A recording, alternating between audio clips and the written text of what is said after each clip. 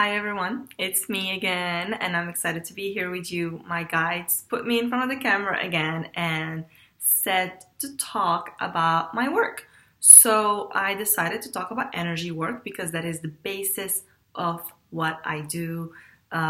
Energy work is such a broad term and can be interpreted in so many ways. So I'm going to share with you um, what I think is energy work and some practices that I personally use for my own energy work. So, the basis of energy work is that we first have to understand that we are energetic beings. We are beings of energy. We are beings of light. We are not just this physical body. This physical body is part of your spirit.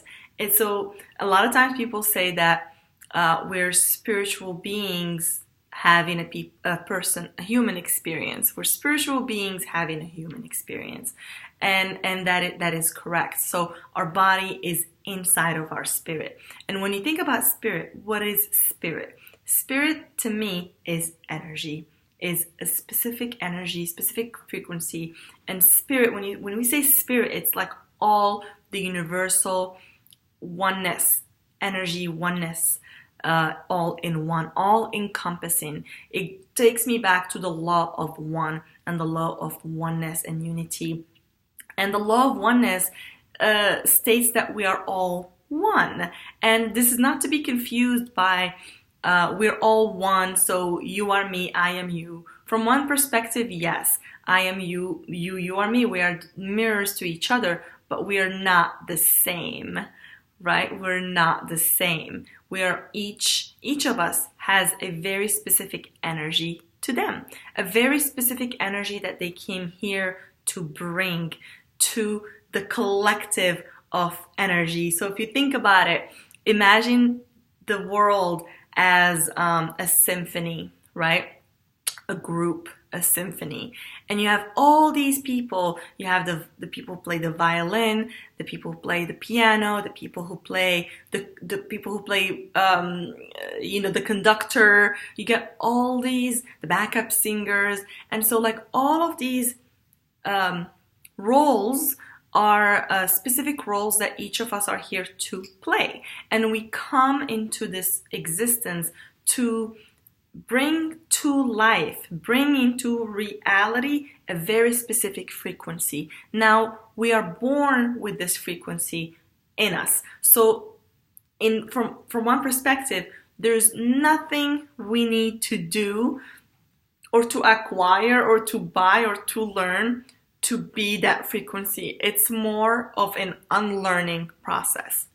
So bear with me here. I do not have any notes. I don't even know what I'm here to talk about. I'm just pulling from my guidance right now. So I might be jumping around as I tend to do that. So hopefully it's all gonna come together at the end, which it will. It always does, you guys. All right. So it's really important that you understand that you are an energy being, an energetic being, and you have an energetic signature, like a blueprint, an energetic blueprint, like a voice, a frequency that only you can contribute to the collective frequency. So if you see that symphony, if the symphony is missing the saxophone, for example, it may not feel complete. So something might be missing, right? And you can also look at it visually. I'm just sharing the images that are coming to my head right now, like a web or a grid, a web of connections, of lights. Imagine each of us are these little light bulbs, and if we're not living in accordance to our original frequency, to our innate frequency, then the light bulb might not be shining as light as it needs to be. And if it's not shining as light as it needs to be, then we might find ourselves in darkness because we have steered away from our frequency and who we are here to be, and took on somebody else's role. It's like the violinist decided, you know what, let me play the sax today. And it's like not gonna work because that's not what they're here to do. It doesn't mean that they are bad at music or anything. They might be a genius in violin, but they would suck at saxophone. And so this is just a metaphor, so you understand that we are each supposed to just be who we are, but first we have to see the truth for what it is. We have to see our history as human beings and how that came about. And it's really important to examine history from a neutral perspective, just so you understand where we went, where did we go wrong as human beings, and how we come back. And when I personally look at humanity, I see that we have not been taught that the world is made of energy, is energetic. And I think it's really interesting that they didn't teach us this in school, because it's one of the laws of the universe. And by the laws, I mean, I didn't come up with it. It's a universal law. Everyone adheres to it. And that is the law of, like the law of oneness is a law. There are many laws. The law of vibration, that's what the law I'm trying to pick up on. The law of vibration is a universal law. It states that every single thing in the universe is vibrating at a certain frequency. So whether it is static or alive, or however you want to see it, it's vibrating. It might look solid. So let's say you see a glass of water, or like a candle, or a phone, or my bandana. It has a certain frequency to it. Its color, its texture has a certain frequency to it. So it might look solid, but there are little atoms that come together and merge in order to create the matter. So it looks to us as if it's solid, but it's actually composed of many different energetic components that make it solid. So same with us. We are composed of many different energetic components that then creates our solid life, our physical life. What I was saying, and I'm going back, is that they didn't teach us these things, and I wonder why. Because when I started learning about this, everything started making a lot of sense. And so ever since we're kids, we are taught to follow rules, to do them exactly how the previous generations done them. And this is kind of the basis of school. They teach us knowledge.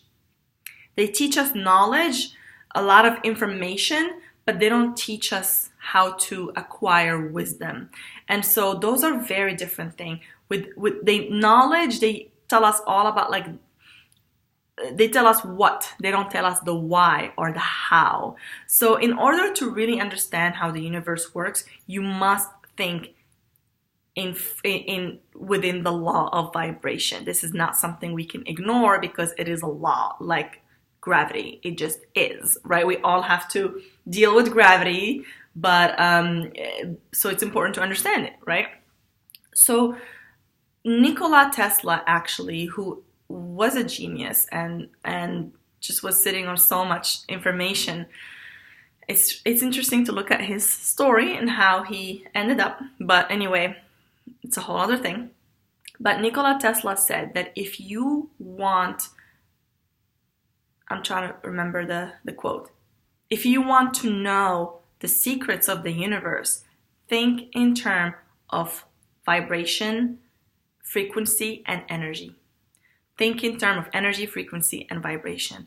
So once you start thinking that way, what's happened is, like, it's a change of perspective. It's almost like you've been looking at it from this way, just from the eyes, the solid, the physical, and then the lens just opens up and you start seeing how everything works. It's almost like we've been placed in this little box that there's not much where to go. There's nowhere to go, and we feel stuck because the physical, if you're trying to change the physical and the energetic hasn't shifted, it's almost mission impossible. So the fastest way to shift your energy, to change your life, is to make changes energetically. And so what do we mean by making changes energetically?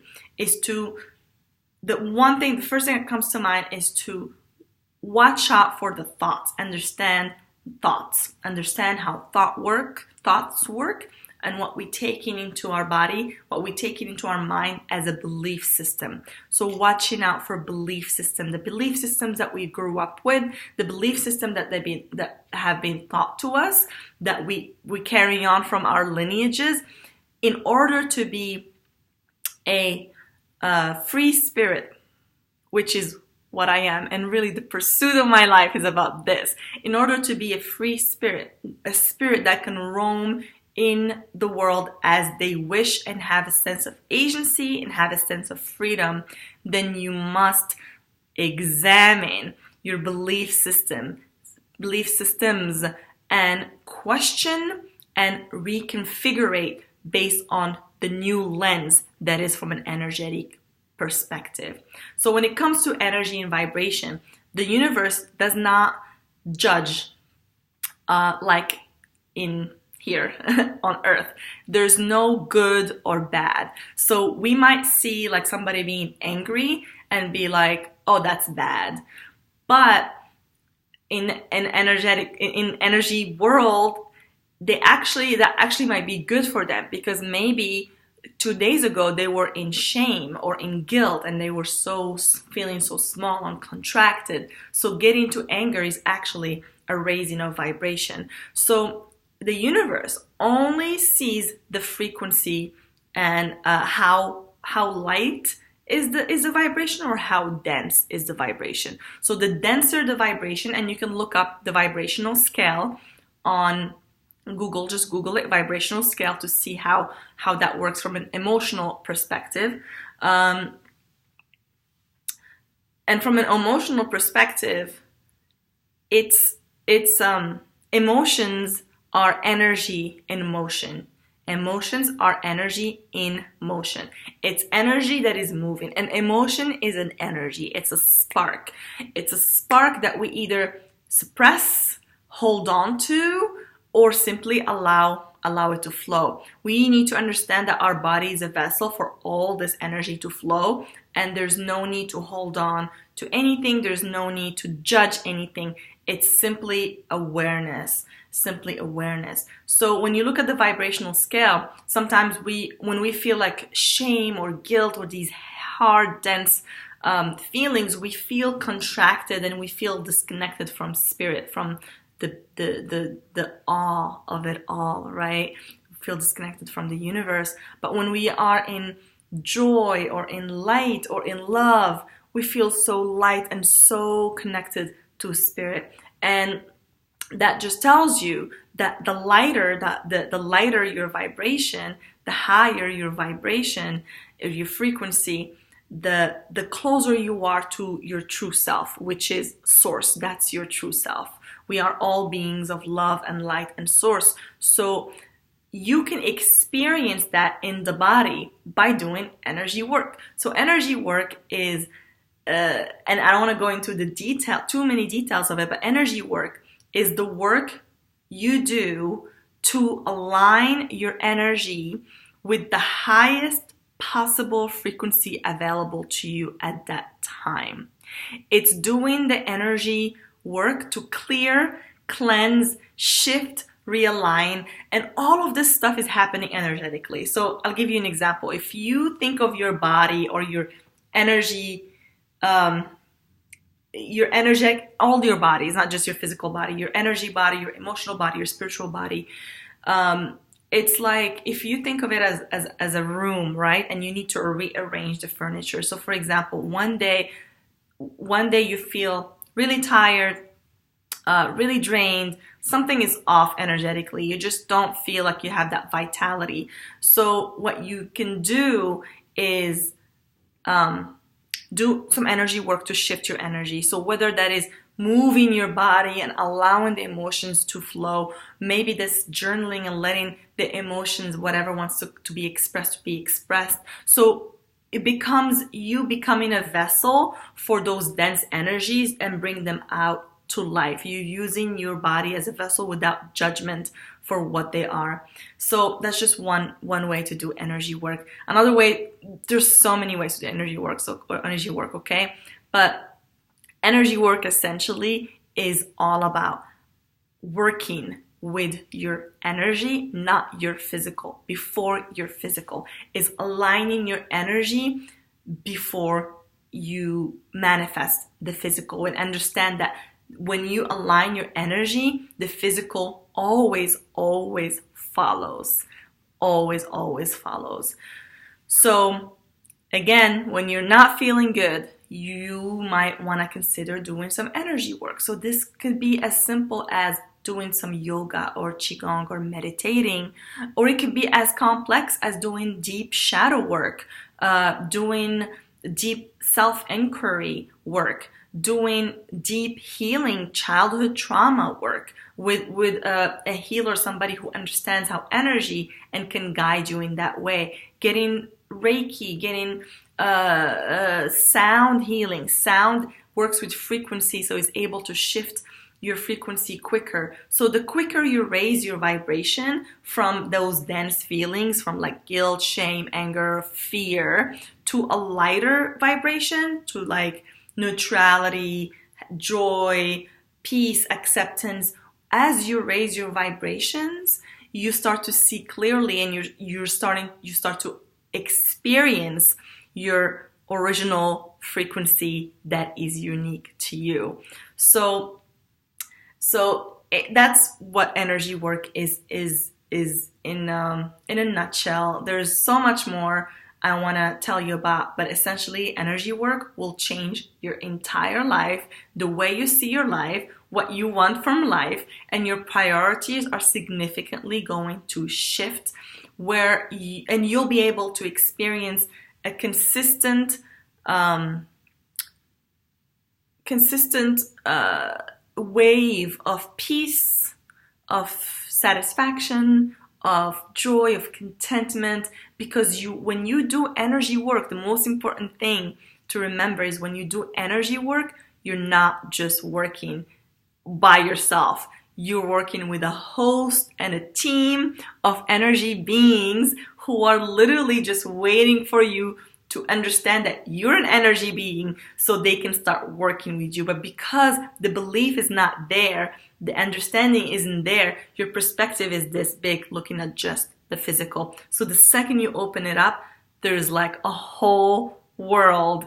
And this is what I do. This is what I guide people to open up that portal so they can get to experience their own unique energy and help them really just shed all those beliefs that we took on that are limiting us and inhibiting us from seeing the full totality of ourselves. I believe this was done by design, because if they told us you are a god, then everybody's like, if they told us you're a god and you can create whatever you want, then we will be free since the beginning and we wouldn't be able to be controlled. But of course they didn't tell us that, because it's in their benefit for us to be controlled by, them. And them can be many things. So that's what I wanted to share, I guess. That's what wants to come through around energy work. So I highly recommend you try it and see how fast and how effective it is to work on the frequency, on the energetic level of things before going to the physical, and see how that will change your life and how it will change the way you manifest and even what you manifest. So if you have any questions about energy work, please leave them in the comments below. Please like, please share. Thank you all so much for tuning in, and I'll see you on the next video.